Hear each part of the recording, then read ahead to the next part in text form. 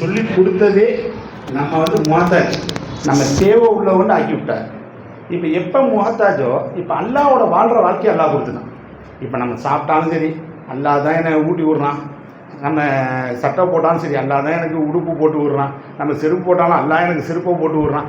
இப்போ சர்க்கார் பையத்துக்கு கொடுத்த நோக்கம் என்ன? நம்ம மையத்தை அல்லாவோட வாழணும். அல்லாவோட நம்ம என்ன வாழ்கிறோமா, இல்லை மனைவியோடு தான் வாழ்கிறோமா, குடும்பத்தோடு தான் வாழ்கிறோமா, பிள்ளைகளோடு தான் வாழ்கிறோமா? எல்லாம் இருக்கணும். சரியத்தில் மனைவி பிள்ளை குடும்பம் எல்லாம். அதில் கூவத்து யாருடைய நிஸ்பத்தை தெளிவுபடுத்தி அக்கோட கூவத்தை கவனிக்கணும்ல. அக்கோட கூவத்து இல்லாமல் மனைவி இருக்குது, கூவத்து இல்லாமல் என்ன செய்வோம்? இந்த மாதிரி கூவத்து இல்லாமல் இருக்குது, மவுத்தாயிட்டா நல்லது அப்படின்னு நினைப்போம். சிப்பத்து இல்லைன்னு வைங்க, மனைவி வச்சுக்கிருப்போமா? அப்போ உள்ளபடி யாருமே எல்லாருமே நம்ம நேசிக்கிறது அல்லாவை தான் நேசிக்கிறது. ஏன்னா இப்போ என் சிப்பத்து மையத்தாக இருக்குது, யாராச்சும் வச்சுருப்போமா?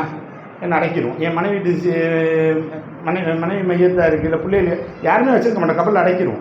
அப்போ அல்லாவோட சிப்பத்து இருக்கனால தான் நேசிக்கிறோம். நம்ம யாரை நேசித்தாலும் அல்லாவை தான் நேசிக்கிறோம். விலங்குல காஃபியர் ஒருத்தனை நேசித்தாலும் அவனை அல்லாவை தான் நேசிக்கிறோம். அதில் அல்லாவோட சிப்பத்து இருக்கனால தான். அந்த உருவியத்துக்கு பாடம் தெரியல நம்மளுக்கு. அந்த உருவியத்துக்கு பாடம் அல்லாவோட சிப்பத்தை உருவியத்து இருக்குன்னு நம்மளுக்கு விளங்கிடுச்சு. அதனால் நம்மளுக்கு இந்த விளக்கம் கிடைச்சனால நம்ம அல்லா பக்கம் அந்த முகபத்து போகாமல் இருக்கு. அந்த அல்லா பக்கம் உள்ள முகபத்தை தான் சர்க்கார் காட்டி கொடுத்தாரு.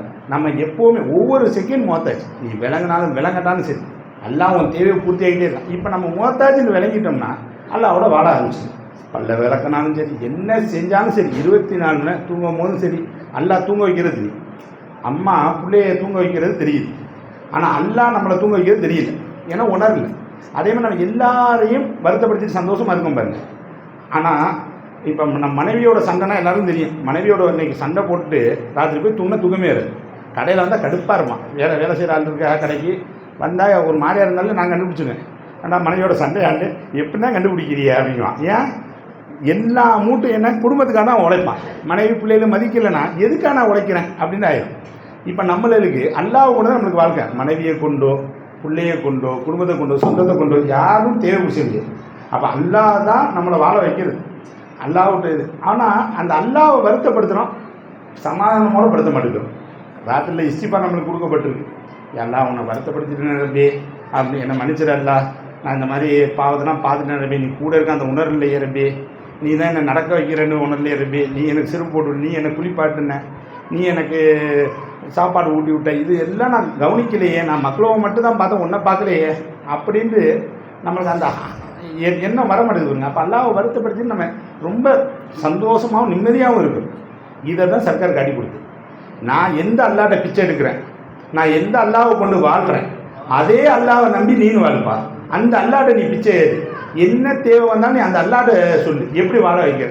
அதே தான் சஜரா சர்க்கார் கிப்லாவும் சொல்கிறாங்க. அல்லாவை கொண்டு வாழுங்க.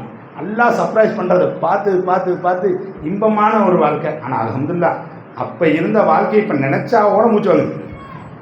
பையத்து வாங்குறதுக்கு முதல்ல இப்போ குறை இல்லாமல் இல்லை, ஏன்னா நாக்கீஸ் குறை உள்ளவன் ஷர்ரை மஹஸ்.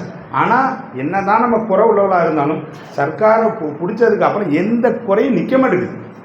சர்க்கார் பையத்து வாங்க நோய் வந்துச்சு, பல மாதிரி பிரச்சனை இன்னும் கூட தான் வந்துச்சு. ஆனால் பிரச்சனையாக தெரியல. அதுக்கு முதல்ல சின்ன பிரச்சனையோட பெருசாக தெரிஞ்சிச்சு. ஏன்னா நம்ம அந்த பிரச்சனையை பெருசாக பார்க்குறோம்.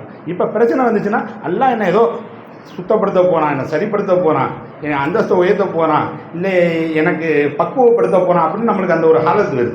ஆனால் ஆரம்பத்தில் வந்துச்சுன்னா எப்படி இருக்கும்? சொன்னபடி கேட்டபடி அமல் செய்து நல்லா தப்பு செய்வாங்க.